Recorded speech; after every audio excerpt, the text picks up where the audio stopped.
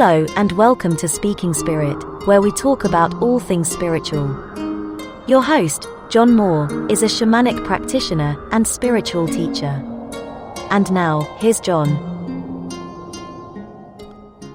Good morning, everybody. Well, I say good morning. I always do that. I always say good morning, even though I have no idea what time of day it is when you're listening to this, but it's morning for me. I always record these in the morning. I've had my coffee and I'm ready to go. I hope you're all doing well. And I'm very excited today because I have a guest, and it's been a while since I've had a guest. And I was on her podcast recently, and so I'm forcing her to come on my podcast. It's, I'm not above guilting people into coming onto my podcast, but it's my pleasure to introduce you to Heather Webster of Heather Webster Wellness. And Heather does a bunch of interesting stuff that I'm completely fascinated with. So I'm going to let her introduce herself better than I can, I'm sure, and talk a little bit about what you do. Good morning, Heather. Good morning. Wow. Yes, it was definitely not a force. I'm so excited to be here. I'm excited because I get to have yours air next week. So it's nice. Very exciting. And no, I'm just so excited to be here, to be honest. And when I woke up this morning, I was just like, oh, I get to be honest. I get to see John and talk to him because we have so much in common and things that we're interested in. And the conversation just flows, which is fantastic. And so a little bit about me. I am an educator at heart. I was raised as I wanted to be a teacher from the time I remember stating it in second grade. When I was younger, I had a classroom of imaginary friends. Gotcha. That I would teach, and it was just super fun. And so I was doing that for a really long time, and just recently started to do a deeper dive into kind of doing some more healing for myself. And when I was an educator back in the day, I had decided that I wanted to go back to school for nutrition. Mm-hmm. And so I did go get my master's in nutrition and physiology. And while I was there, I was diving into the fact that like a lot of what they teach you in traditional school is very much about what they want you to know. Yes. Around nutrition and exercise and things like that. And a lot of it's based off of kind of who's in charge at the higher level. Right. And so when I was finishing up my thesis, I actually went to South Korea for a year and was teaching English to some preschoolers and older grades. And as I was there, I was really starting to realize that I still loved teaching. Mm-hmm.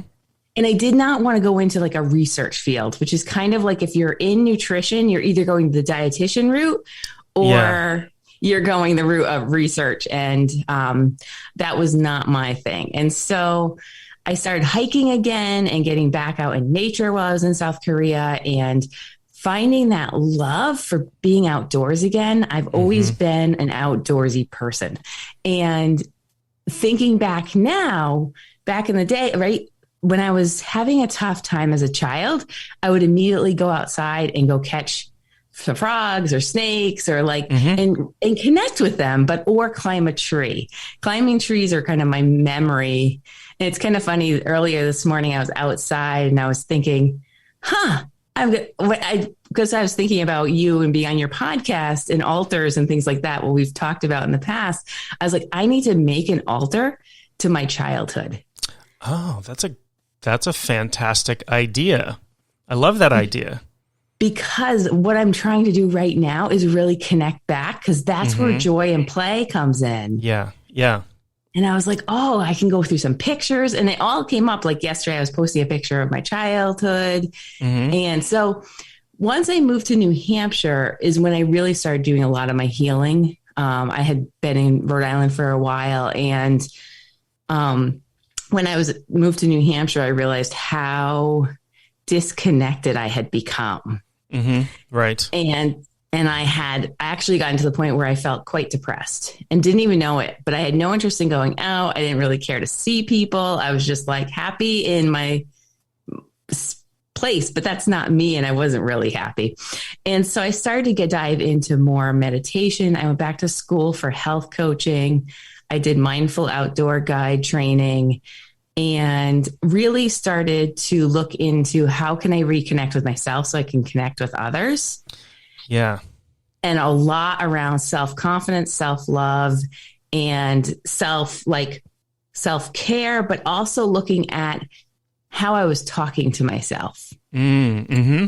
Yeah, that's a very good thing to look at. I have lots of clients that I talk to, and that is a major thing. That is a major issue for them. We talk to ourselves in ways frequently that we would never accept from anybody else.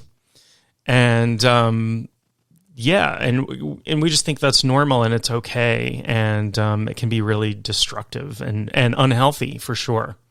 Yeah, one of the things I talk to clients about, because what I've done is said, okay, now all this healing I've done, how can I help women? And so my main focus is helping women. I'll help anybody, but because I just love helping people. But I mainly focus on women because I think they have that. Men have the self-talk too, but I don't understand it as much because I'm not. Yeah. I don't identify as a man.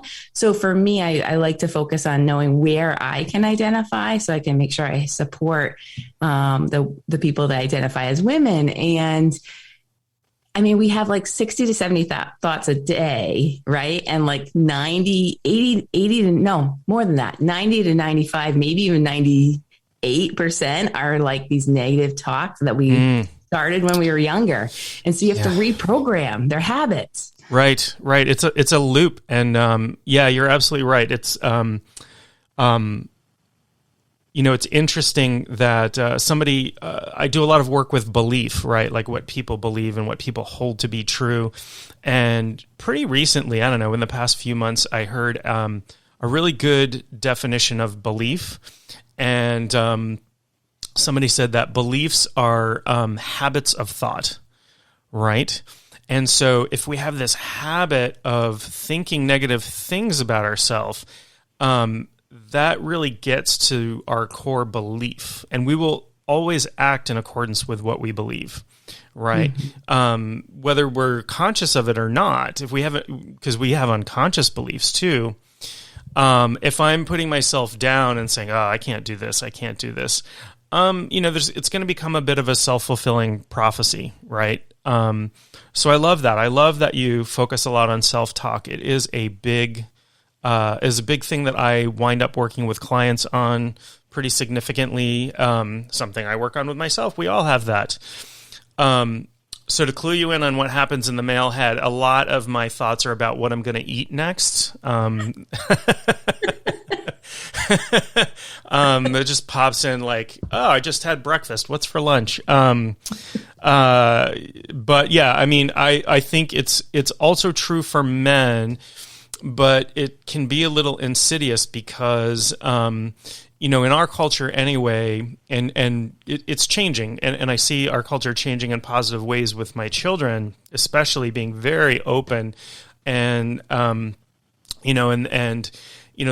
went through the whole boys don't cry era, right? And the whole men, there's only two emotions that are acceptable for men, laughter and anger. That's it. Right. Anything else is completely unacceptable. So we cram a lot of stuff.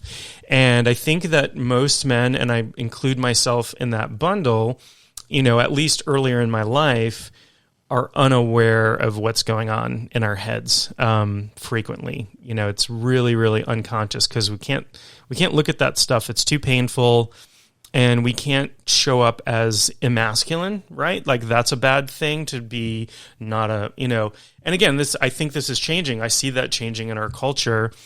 In my girls' school, for example, my girls are in high school, and there are a lot of transgender children. There are a lot of children who can identify in whatever way they want, and I don't hear about bullying happening or anything like that. That would have been very risky behavior when I was in high school for somebody to identify as a gender that they weren't born, into, or or to be gay or to anything, anything that deviated from the norm was risky. And I mean, physically risky. I mean, it was dangerous. So I'm happy to see some of these changes, and I'm happy that you're working with women or whoever to, on this stuff, because culture is this oppressing force sometimes, right? Yeah. And I like to talk to the women about how their stories, right. And debunking them, right. Mm-hmm. So if you have the story of I always fail, right. That's a huge story for women is I'm a failure. I fail at everything. We talk about, okay, that could be a story. So let's see if it is. Let's talk about the things that you've been successful at. Mm-hmm. And there's many times I have felt like, when I was going through that time, especially, everything about what I was going through at that time was about me feeling like a failure. Mm-hmm. I had foster children that when I moved, when I moved, they went to a new foster family that was going to adopt them. So it was a great move for them because I was there to foster. But in my head, I was like, oh my gosh, you failed. Yeah, even though I didn't, right? Totally but in didn't. my head, and it all stems, I think, too, from when I was a child. But then the biggest failure that I had in my head was my divorce. Mm-hmm. Of how could you not make this happen? How could you not make this? And so everything since then, if I didn't succeed, I felt like a failure. And so sitting down with my clients, but also sitting down with myself when I went through this, going through all the things I've been successful at. Yeah. And that is, and then talking and then coming up with new phrases to say when you say that thing of like, oh, I fail at everything. Oh, wait, no, I don't. I've done this and this and this, to kind of like reframe it. But it can be very tricky at first to catch yourself because a lot of it's happening just as you're going through your day. Yeah. Yeah. And I'm sure that one of the things that you probably run into, and that I've run into with a lot of clients, is the word can't. And I say there's a 4-letter word. I can't do this, or I can't do that. And like I will attack that belief like a rabid dog and go after it and say, okay, let's stop and let's look at that. And what does that mean? I can't. Like, I'm physically not able to. I'm emotionally not able to. And what's your belief around that? And where does that belief come from that I can't? And it really is a 4-letter word. Yeah, sure. There are things that maybe I can't do in exactly the way that I want to. I probably can't win the Powerball, but I also don't buy Powerball tickets. So, that's very unlikely to happen. But I always say in an infinite and expanding universe, anything is possible, technically. Right. Statistically, it's possible, as improbable as it may be. But very frequently, can't is a product of, well, my parents always told me I wasn't good at this, or when I tried this before, I wasn't perfect at it, and so I quit. And, I taught martial arts for about a little over 20 years, I think, a very long time. And most people quit. Most people who start martial arts or anything like that quit. And I would say that the number one reason that people quit is that they're not a black belt on the first day. Mm-hmm. They're not, I did this and I'm not perfect at it. And I'm like, I have been practicing that technique for 20 years and I am not perfect at it yet. So it's, this whole I have to be perfect thing. I can't ever, quote unquote, fail at anything or, whatever. But how much do we learn from our failure? How much do we, I went through a really, even after my divorce, I went through a really terrifying, terrific, horrific, something. I'm trying to work out a word here. All of the above. I went through a very similar thing, and I wound up in an extremely unhealthy relationship with somebody who was abusive in every possible way. And I was like, well, I guess I'm just never going to be in a relationship again. Like that's just what's going to happen. And I've failed clearly at my past 2 relationships. One of them was 20 years long, and I failed at that. And, but, ultimately I looked at it as, okay, what am I learning from this? What am I learning about my boundaries? What am I learning about? And, I did a whole thing recently about karmic relationships, where you get into relationships that reproduce some of your old trauma so that you can heal from it. Not something I recommend to do consciously. I'm going to purposefully date an abuser so that I can, work through that abuse. Like, don't, but recognize that pattern in yourself. Recognize that is what's going on. And, sometimes we're drawn to that so we can heal from it.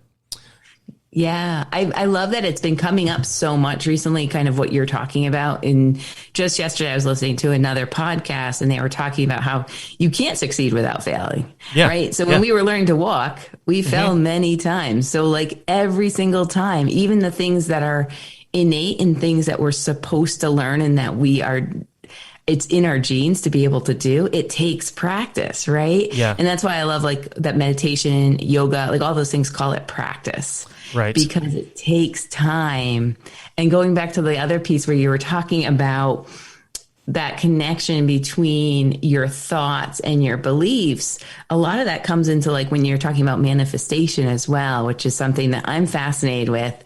A lot of people are talking about, oh, it's so woo woo, but I mean, no matter what you look, whoever you look at, right? People that pray, right? That there's like, people are manifesting every day. It just depends on how you manifest. So in this moment, I'm manifesting something for my future, right? And I think, but if your thoughts are on the negative, this is something that I love talking about with my clients a lot about, because if they're stuck in that negative, your body wants to succeed.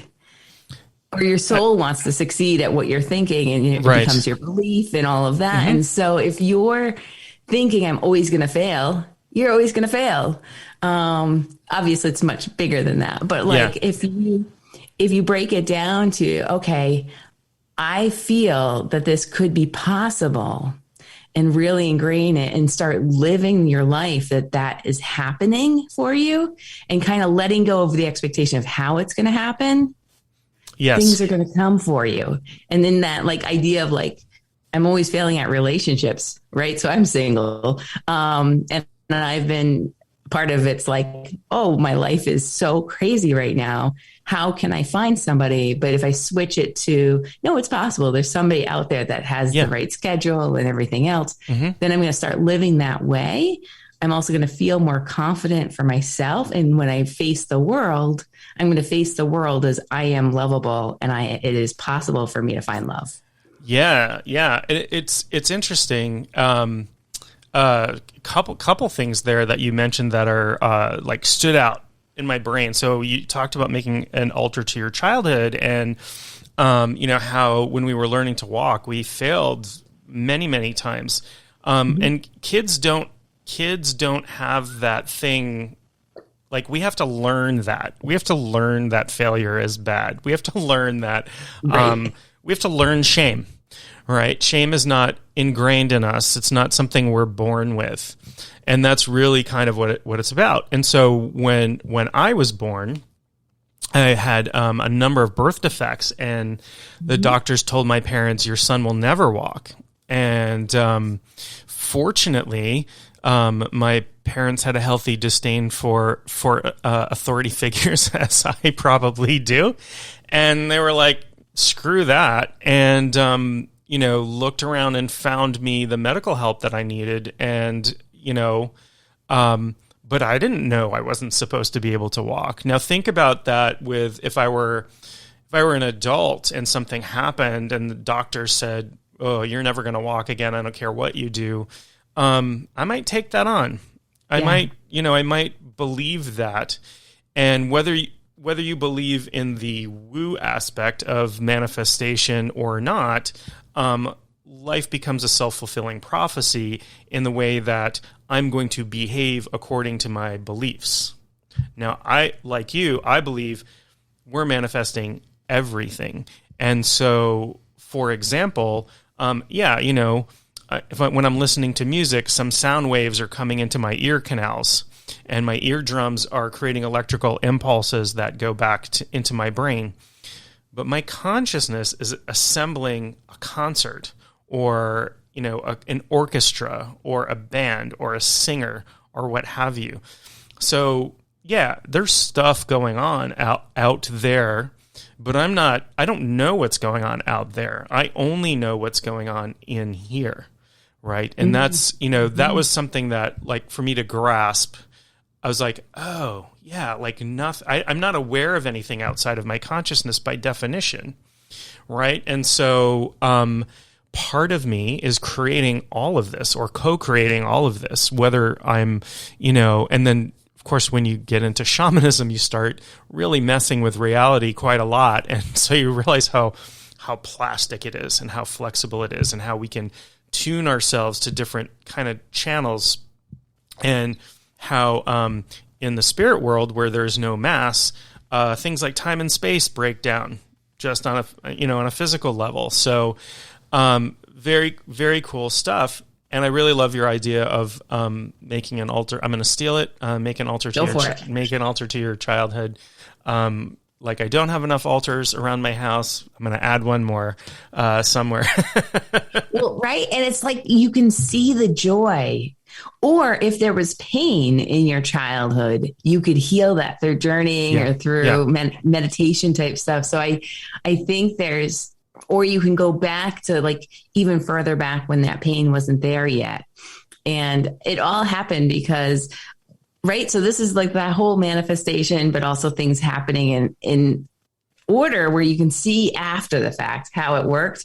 And so for my podcasting class, they asked us to look at a picture of our childhood and say something to that person, to that child. Mm-hmm. And then yesterday, somebody posted a picture, posted a challenge of add a picture of you as a child. And so I did that. And then I was also like, oh, you know what? I need to put that on my Facebook group for my followers and ask them, what would you say to yourself as a child? And what does the picture say to you? Yeah. And then I was outside, and all of a sudden, right, intuition came through and said, you need an altar for your childhood, because you were so joyful and playful, and you loved life and being outside, and you were so connected to yourself at that point. Mm-hmm. It didn't mean I didn't have pain, right? And so I have this struggles that I had with my, like, different things that have happened or whatever, but it was just a very clear, like, looking at those pictures of pure joy while I was outside too, right? Like, I'm outside in almost all my pictures that I'm smiling with a huge smile on my face, like my pigtails with my blonde, like super blonde hair. And it was just like, I was so free to be who I was. And so it's very interesting as I start tapping the other piece that, as you can see, I have so many fascinations around it, but they're all connected, right? Yeah. Intuition is something that I am so fascinated with supporting, because I feel like especially as women are trying to reach goals or manifest things, they need to tap in more. Mm-hmm. And I think because we're so much out in, like, oh, this is what's happening out there. Right. They don't always listen to that inner self-talk. Not the negative self-talk, but like that, those messages that are coming all the time. Yeah. Yeah. The universe is talking to us constantly. It will turn the volume up over time if you don't pay attention to it. Sometimes in ways that we don't think are pleasant, but are important to us for our learning. I have had many such lessons. And not to be too, I don't want to, like, stereotype genders here, but, I think most women would be considered, very intuitive, right? Like, more in touch, just generally speaking, because of the way our culture is, women are more in touch with their intuition, or in general, or have a better sense of their intuition. Everybody has the same intuitive ability, I think. But women have a greater capacity, I think, to tap into that. Part of that is for a terrible reason, that we live in this patriarchy where women had to develop that capacity as a survival mechanism. But part of it is that there's just the aspect of the divine feminine is intuitive, right? And so women or people who identify as women are just closer to that naturally. And it really is sort of about finding that balance. And this is not to say that men can't, because men out there, you have to embrace the divine feminine that's in you. You could be the manliest man on the planet. I don't know. Maybe you chew railroad spikes for breakfast, or something. I don't know. Whatever the stereotype of the manliest man on the planet, that I definitely do not fit into that category, but like Arnold Schwarzenegger back in the day. Yeah. But even Arnold Schwarzenegger now, he's got donkeys living in his house and like horses and stuff like in his house. He's embraced the feminine aspect of life as well, where he's become a nurturer and a lover of animals and all of these things. But men, there's a goddess inside of you. I hate to tell you, there's a god and a goddess inside of everyone. And really, you come into your power when you're able to tap into both aspects of that. Ken Wilber calls it eros and agape, which are two different words for love, but he uses them as these masculine and feminine divine impulses, not the distorted way that we represent gender, with toxic masculinity or that sort of thing, but the divine aspect, which is toxic masculinity, is really immature. It's really about boy psychology, and that is not manly. When I see that, I'm like, ugh, yuck. Just gross. But something I want to circle back with you on, because this has come up as a pretty big. It's one of the main reasons clients contact me for healing sessions. And it's something that you've mentioned a couple of times, and it's about this sense of disconnection. And this has come up really quite a lot recently, and I think in part because of the pandemic, and we went through periods of lockdown, and even now people are still socially distancing, and, there's a lot of... between people who are vaccinated and unvaccinated, there's a lot of stress. There's a lot of divisiveness, particularly in the United States, political stuff, and people are picking sides on things where they really don't need to be picking sides on. But it's just the way of the world.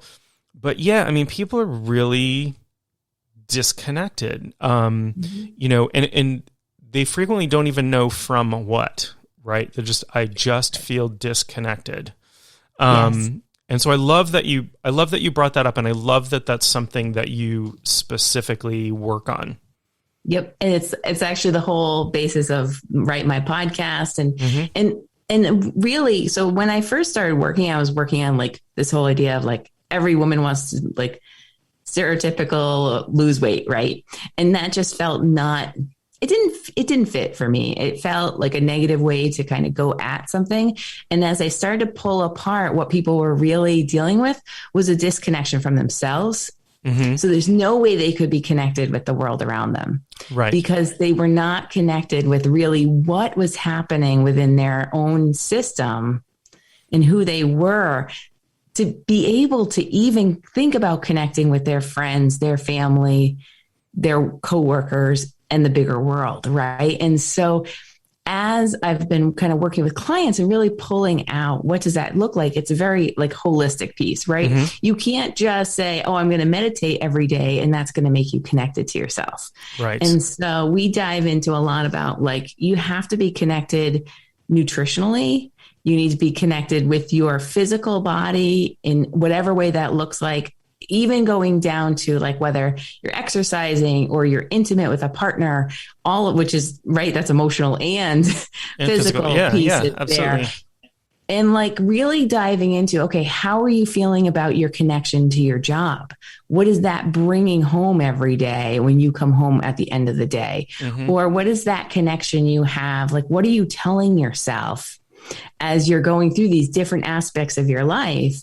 And typically, if you heal that connection, you're going to have wellness overall. And that weight that you want to lose is going to come off, right? Or those, right? Yeah. Because there's those things of like, what is the earth really feeding you?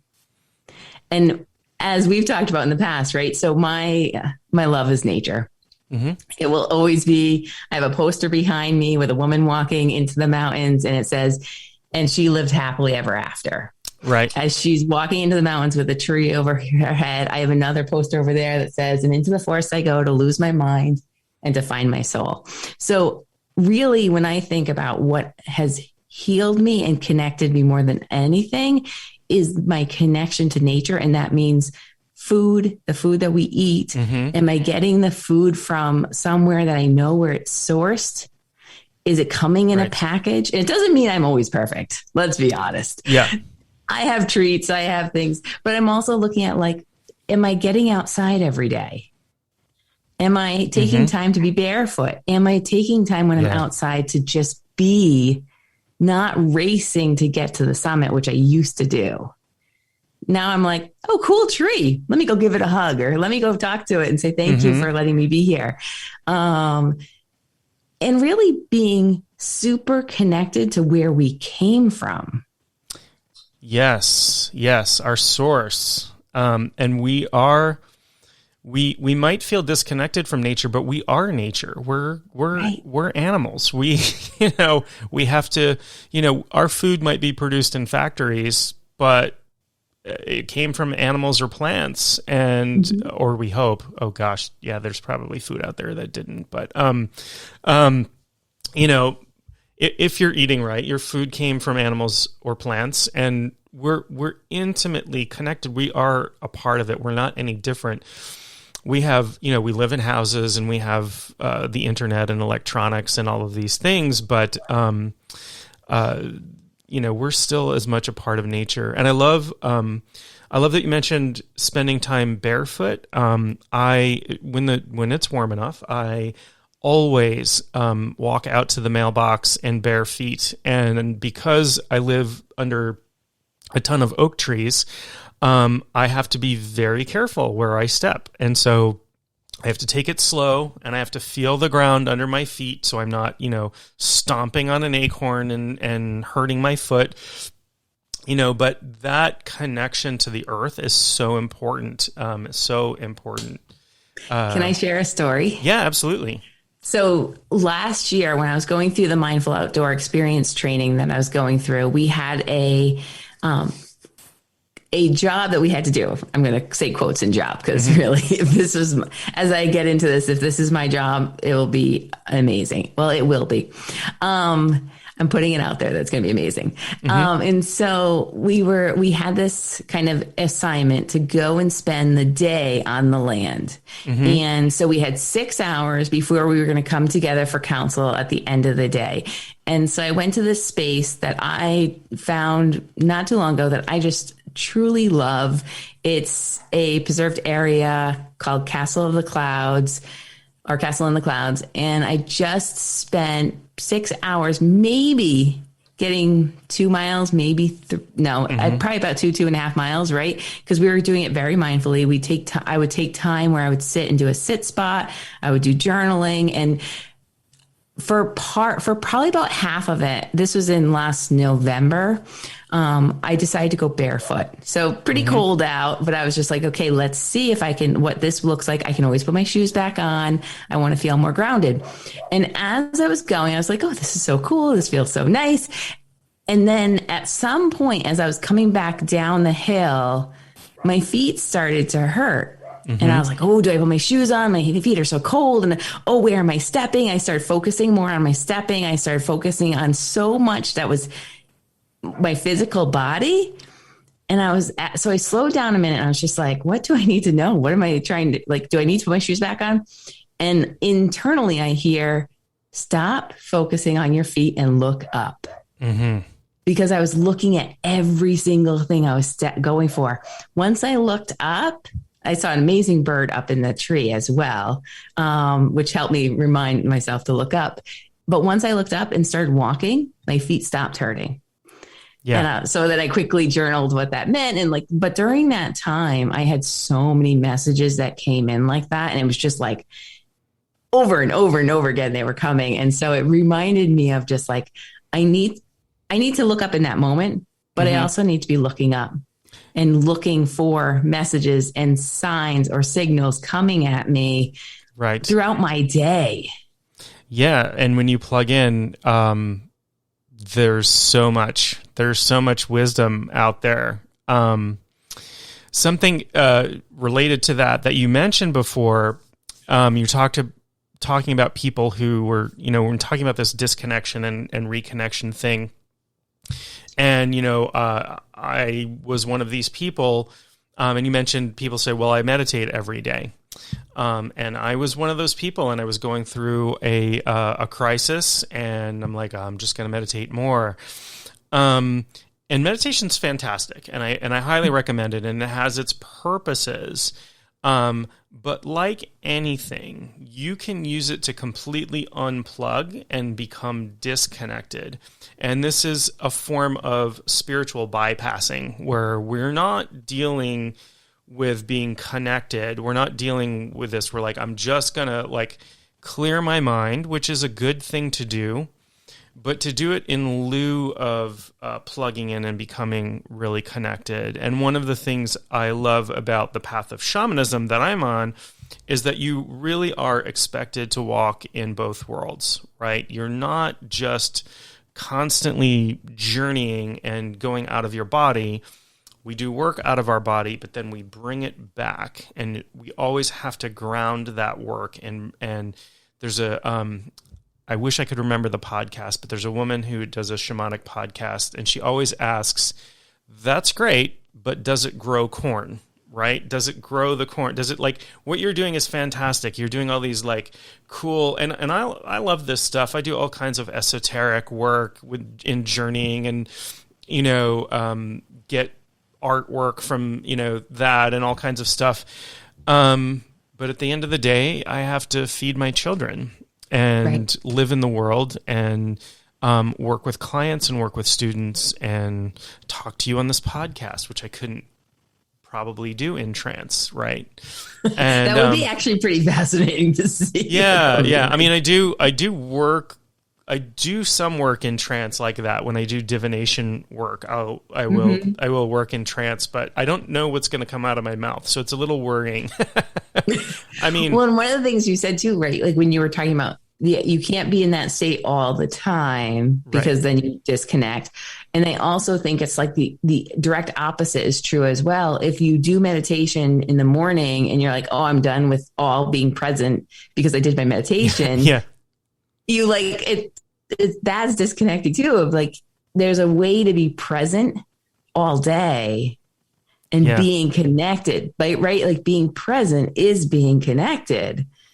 And so I think, you can't be in meditation all day unless you're doing like some kind of journey or things like that, where you're like, oh, what was that other, when you're like like you take a weekend and you fast for the weekend. Oh, like a vision quest. Yeah. Right. Like that's very different, where you're saying this is what I'm doing for the weekend versus like spending the day. I'm going to meditate all day and not talk to anybody. I'm not going to I'm going to be in this own world, or, oh, I meditated already, so I'm done. I checked that box and now I'm going to do my next thing I have to do, versus like being present, even when you're doing the dishes and thinking, oh, how does the water feel? How does it feel when it's warm? How does it feel when it's cold? Like, what does it feel like? How grateful are you the fact that you have water to wash your dishes? I hate washing the dishes, by the way. Yeah. So this is, for me, it's something I'm working on. I'm being like, oh, this is great. But being in that state of almost like the gratitude connects you. Yeah. So I don't know if you're familiar. Are you familiar with Tom Brown? He wrote the book The Tracker and Grandfather, and he wrote a series of books, and he, as a boy, he lived next door to a Native American family, and the grandfather was an Apache scout and trained him in all of the ways of tracking and wilderness survival and all of these things. And gosh, about I don't know, many millions of years ago, I went and did a course with Tom Brown. I went and did a wilderness survival and tracking course with him, and it was fascinating. And we did spiritual work, and we did a sweat lodge at the end, and it was really, it was fantastic. It was just a great week. It was like 114 all week, and we were intense, but you've just forgot about it because we were like, you were so just tuned in at that time. But he talks about, and he refers to the grandfather, that it was his friend's grandfather, who was the Apache scout. He called him grandfather out of respect. And he talked about he had walked from somewhere like maybe a few hundred miles over a few days and come back. And the first thing he did was, walk back onto the land, and there was a stream running behind the house. And he just scooped the water up in his hands and held it and was praying to it, and tears were coming down his eyes. And like that touched me, like when I look at water, like just water, right? Like how amazing is water? It's this like clear substance that gives us life, that dissolves almost anything, that is soft but can cut through stone over time, and can form any shape. And just what, and I certainly don't have the insight into water that this gentleman had. But what a miracle, and like to be grateful for something that we see every day can be challenging, and you might have to look at it from a different perspective. But what a miracle everything is. What a miracle that we can have this conversation, right, in different states. What a miracle that, light comes into my retinas and forms a picture of you in my brain. Like my consciousness is doing that. Right. And I don't care how smart computers get. And I have a multi-decade, experience in computer science. I don't care how smart they get. They will never have the until we, just start growing brains. They will never have the subjective experience of reality that we have.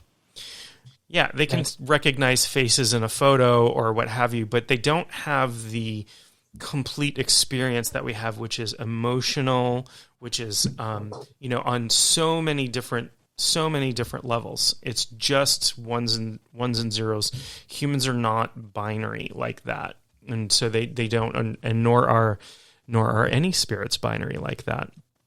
And I do want to point out that while we were talking a minute ago, and you were talking about looking up at that giant bird, this ginormous fat squirrel climbed up on my porch rail and was like looking at me like, "You gonna throw some food out for me today or what?" So I will throw some food out for him after we're done. It's amazing how, right? Like I think if you take the time outside and really tuning in, you start to see those things that come, right? Like that squirrel wants food. The other night I finished a meditation and I had fallen asleep during it. It was one of Joe Dispenza's like hour-long meditations that I was just laying down. I was like, you know what, let's just do this. Well, like as I fall asleep, and sometimes when you do fall asleep, right, the meditation can be even more powerful.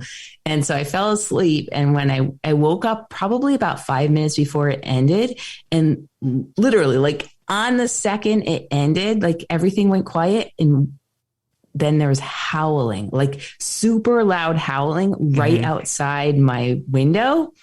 And so then my puppy starts barking. So I know it hadn't been happening at all before that, because she would have picked that up, because she's like so fascinated with noises right now. And it was just like, and it was so loud, and it was like yipping and playing. It was, and there sounded like at least like 10 of them potentially. So it was a pack. And I think of coyotes, because that's really what I could think of that would be around here. But there was just something about that I knew there was some kind of message in there, right? Like this idea of this happened, and then there was a whole pack of coyotes. And when I went to unlatch the window to kind of like hear a little bit louder, they had to be super close because they heard me unlatch it and they stopped and didn't hear them again. Yeah. That's fantastic. I love experiences like that. in the shamanic world, we would treat something like that, particularly where there's a synchronicity in time, as an omen. And we would, we would do a journey to interpret that, because it's really, and I caution people from like looking up what their omens mean in a book, right, or in, online or whatever, because it's going to be really individual to you. It's going to be something that's meaningful to you, and they happen in context. So what is going, if I were working with a client and trying to interpret an omen like that, I would say, what was going on in your life when that happened, and what were you doing right before that? Well, you were doing this, and this happened, so that's a synchronicity. And then I would do journey work around that to try to suss out if that had, what sorts of meanings that might have for you. But that's a beautiful thing when things like that happen. And nature spirits have a way of showing up, sometimes as birds or coyote packs or fat squirrels or what have you. That guy has been stocking up for the winter. We have a ton of acorns right now, so they're eating really well. But I'll throw some stuff out for him, and I feed the chipmunks and the squirrels and the lots of birds and stuff here. So it's one of the ways that I connect. When we talk about it in the guiding, like when I do mindful outdoor guiding, we talk about it being like the more than human world, and like the squirrel people and like the coyote people and kind of, it's just, it fascinates me. I've always been fascinated by animals. In my family, hawks are big. Mm-hmm. When my dad passed away, I don't know if I've shared this story with you or not, but when my dad passed away, I returned back to the school I was teaching at. I was a toddler teacher at the time. And it was my first day back after he had passed away. And we were going outside for playtime, right? Outside time or recess. Right. And when you go outside with toddlers, they're not quiet. Right. And there were 2 classes of toddlers. So at least 24 kids out there, plus the infants were out there playing as well. And when I walked out the door with the kids, a hawk came and landed on the school roof and was watching us the whole time. When I called the kids to line up, we were the only class going in at that time. So when I called them to line up, as we were going into the building, it flew away. And I was just like, okay, Dad.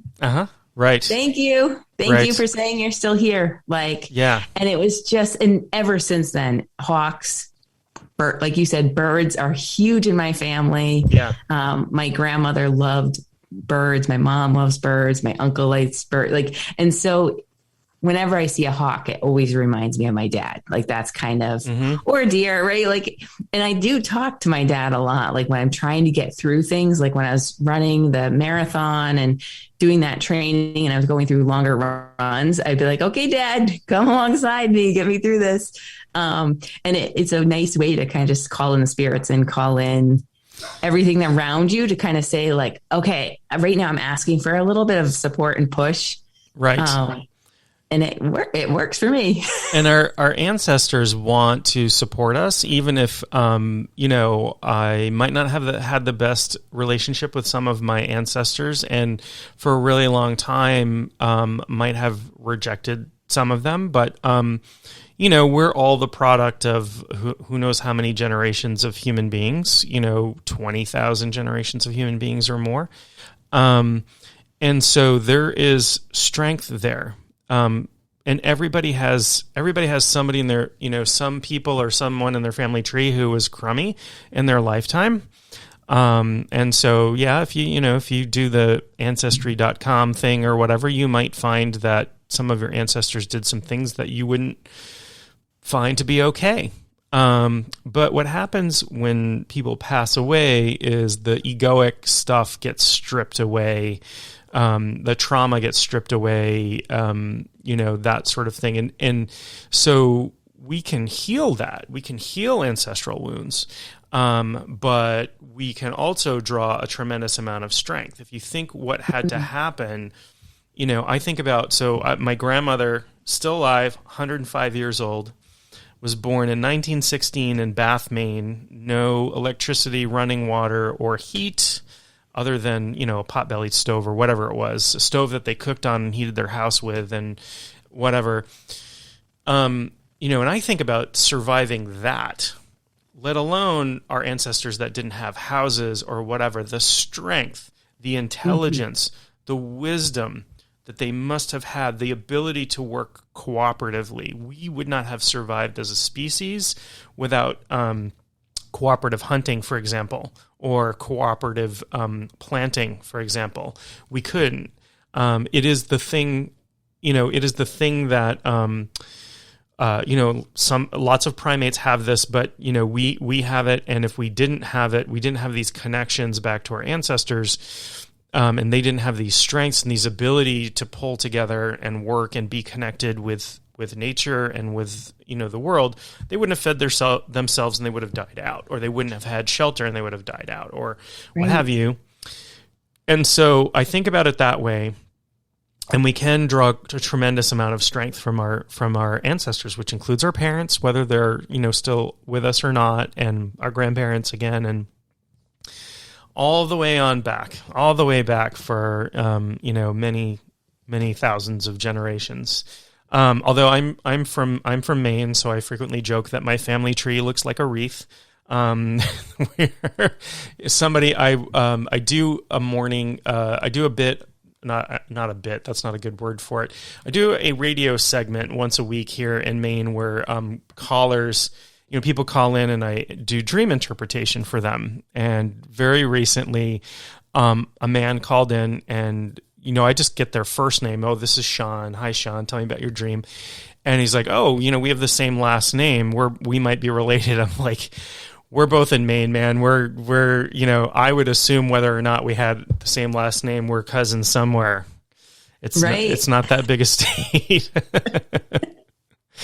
It's funny how, right? Like you have to be connected somehow, no matter what, right? Yeah. If you go back far enough.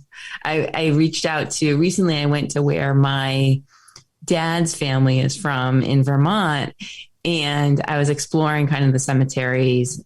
I have a thing for cemeteries. They're just fun to walk around. But when you get to see like, okay, here's where one of your ancestors was buried, right? And I started to see that there was a plaque for somebody in the same area connected for another Webster, right? And so I was like, I wonder if we're related, because that person hadn't died yet, right? So like it was like a plaque saying where they're going to be rested. Right. So I actually contacted him and I was like, we might be related.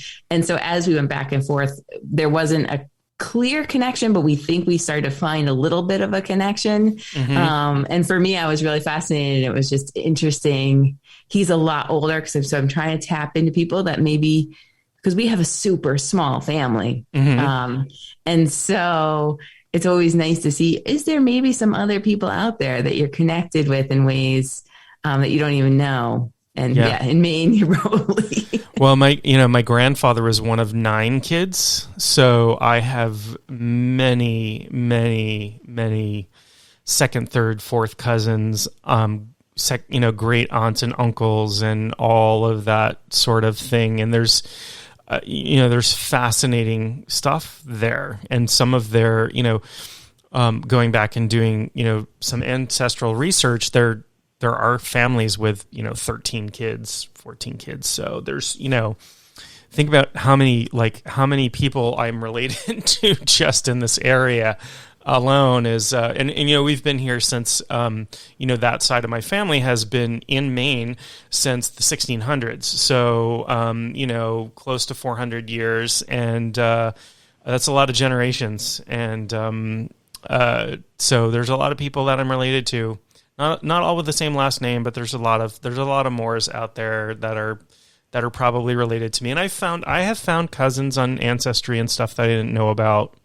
One kid I found out, he's my age. He's actually older than I am, but I think of him as a kid because I played with this guy when I was young, between the age of like 5 and 10, and then he moved out of state, and just found out that we're cousins, like crazy, through one of these, I can't remember if it was Ancestry or 23andMe or whatever, but came up as a relative. I'm like, I haven't talked to that guy in almost 40 years. Like, that's crazy. So, we're all connected.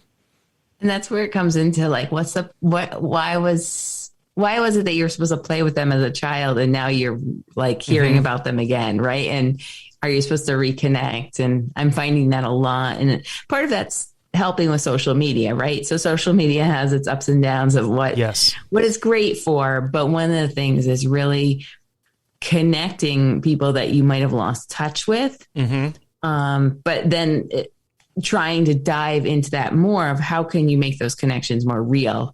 I actually reached out to, so one of the times I was feeling like that failure piece around the kids when I had them, I reached out to a friend of mine and said, okay, your social media looks like everything's perfect. Just let me know. Is everything perfect with your kids? And she's like, oh, no. You don't see like a minute before that they were screaming at each other and fighting. And so, right, those things around like what is reality and what is people. And I think that's another reason why people might be feeling even more disconnected with themselves and the world is that there's this idea of what is perfect and there's no way to be perfect. Right. So social media, I agree. Like I have reconnected with lots of people I would not have been able to reconnect with otherwise, great friends from the past that, we've all moved around and done different things. And, so social media are people's highlight reels, right? I don't post stuff about my kids when I've had issues with them. But like when I'm proud of them, I'm going to post a photo of that. But and I've had clients, they're like, oh, well, I got to do this because I see, and I remember I worked, I do coaching as well. And I worked with this woman over a couple of years actually. And, she was really upset that she was single and couldn't find somebody. And I'm like, well, what's the rush? And tell me more about this. She's like, well, I'm just, I'm online and all of these people are in these fantastic relationships. And I'm like, are they though? Are they? Do you know for sure that they're all happy? Do you know that they're all healthy relationships? Do you know that the relationship's not, hopefully some of them are, but you have no way of knowing. And I don't know who. There's a quote, and I wish I knew who said it, but I'll look it up maybe. But comparison is the death of joy, right? When you start looking at, oh, what's this person doing, and I fall into that trap. Into that trap. I'm like, and I'm trying to get, I've got this podcast and I have an app that just came out and I've got a YouTube channel and I've got, like, I'm doing all this stuff and I'm like, why, I'm working on a book and I'm like, why hasn't the Shift Network called me to do the summit on shamanism?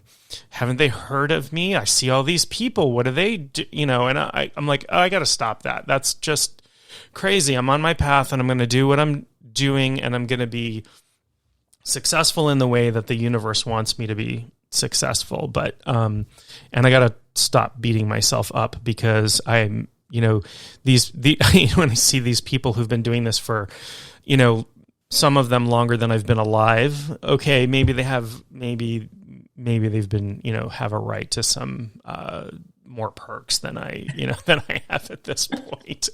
I'm working hard, but, I'm also trying to work smart and not, social media can connect us and it can also disconnect us. And it has, unfortunately, some of the stuff, particularly that's going on with Facebook,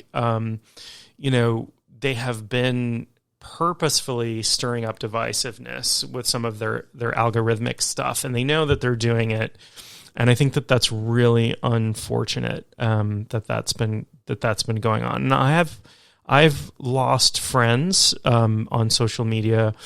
I think probably because, sometimes like somebody turns out to be very racist. And I'm like, we might've been friends in high school, but, I cannot have that in my life. That's not going to work out. I have mixed race children and there can be no part of racism in my life.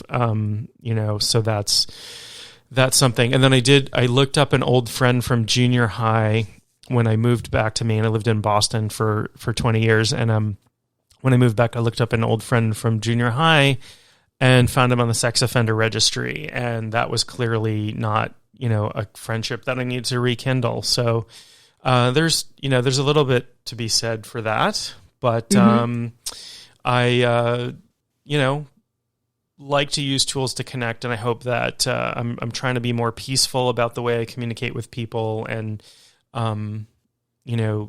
less divisive. It's hard. I'm an opinionated person. Well, right. It's why we do what we do, right? We want to get we want to get the message out to everybody, and at the same time, we're going to lose people potentially that might have been, oh, we like your message, but oh, we don't like that message. And that's okay. And I'm the same way.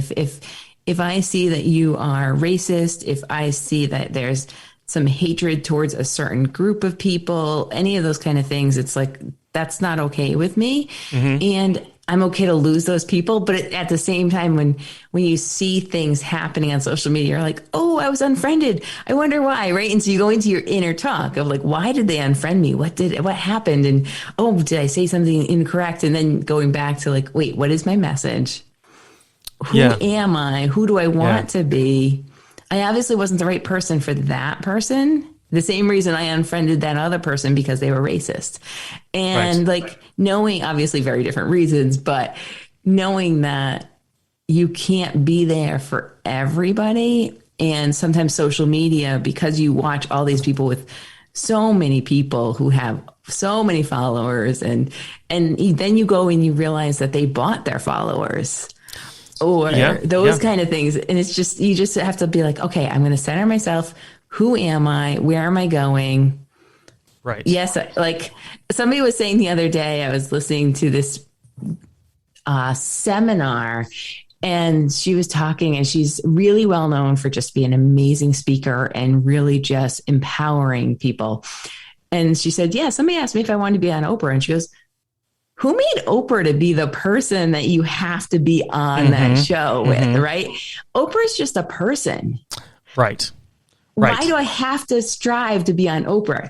Now, I would love to be on Oprah, is what she said. But she's like, but that's not what I'm striving for. I'm striving for getting my message out and connecting. Yeah. Yeah. So it is like, it's, Oprah, as lovely and wonderful as she is, talking about not her as a person, but her as the entity of the show and the business and all of that. It's a tool to get the message across, but why has that for real, why has that become the arbiter of how we measure success? And can't we measure success all in our own, each individual way? And it's hard because there's pressure. There's a lot of cultural stuff about what success looks like. Is it financial?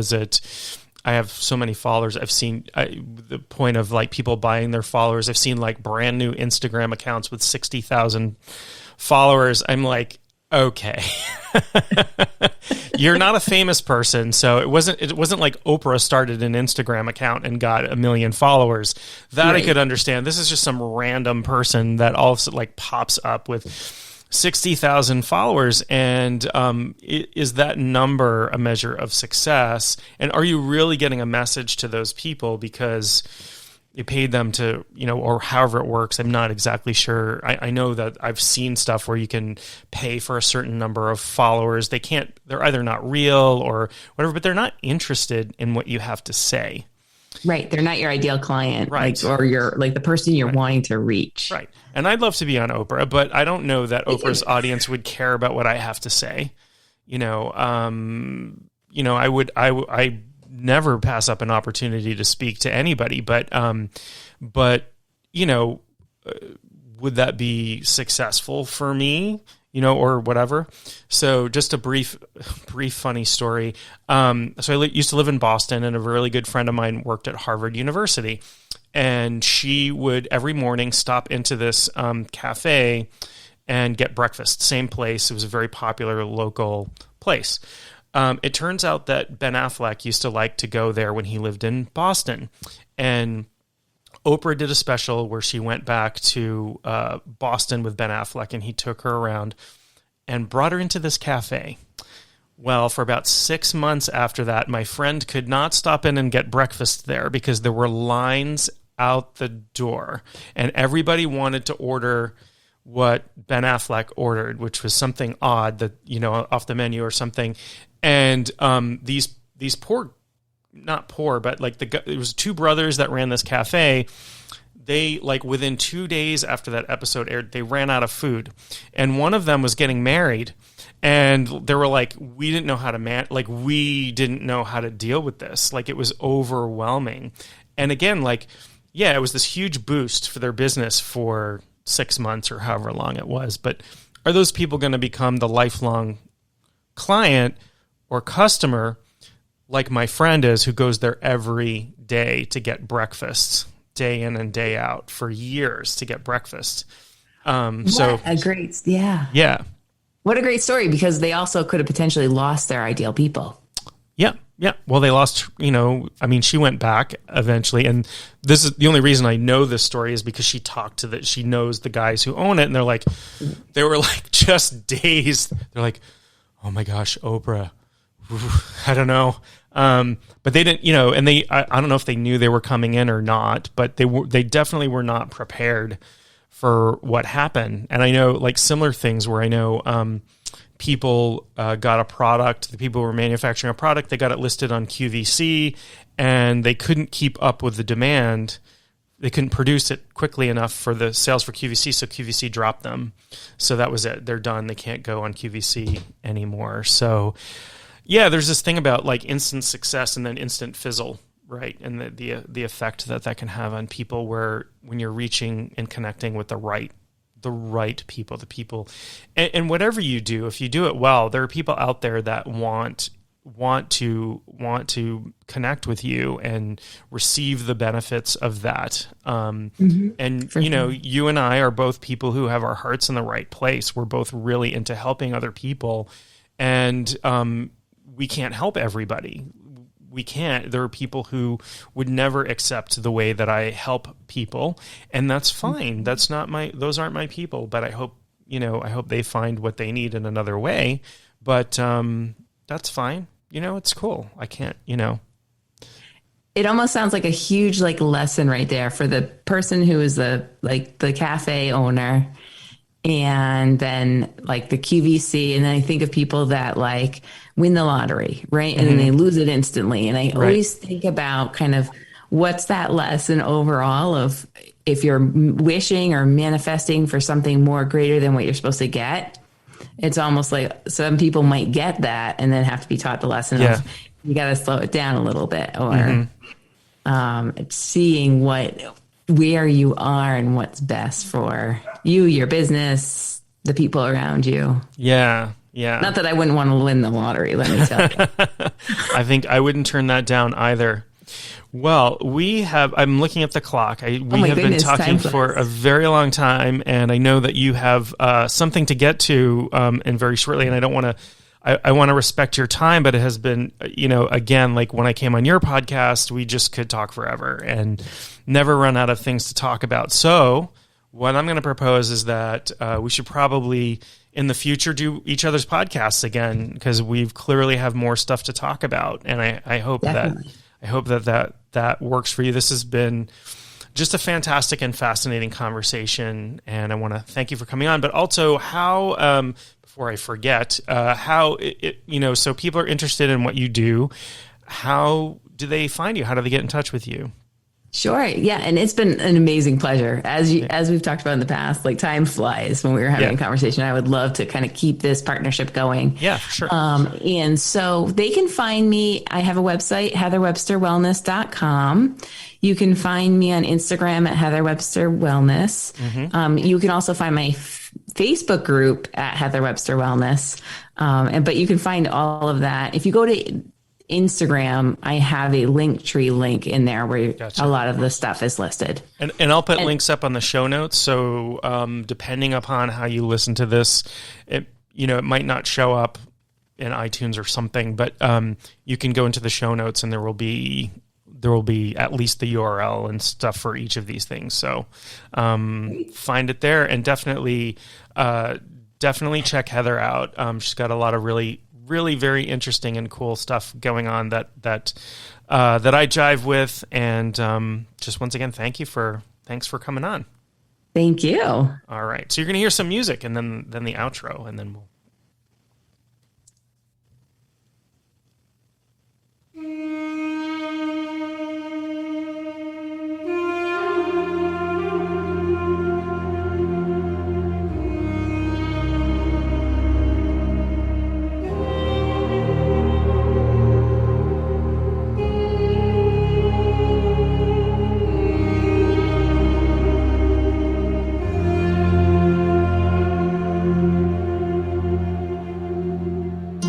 You have been listening to Speaking Spirit with your host, John Moore. For more info or to contact John, go to mainshaman.com. That's maineshaman.com.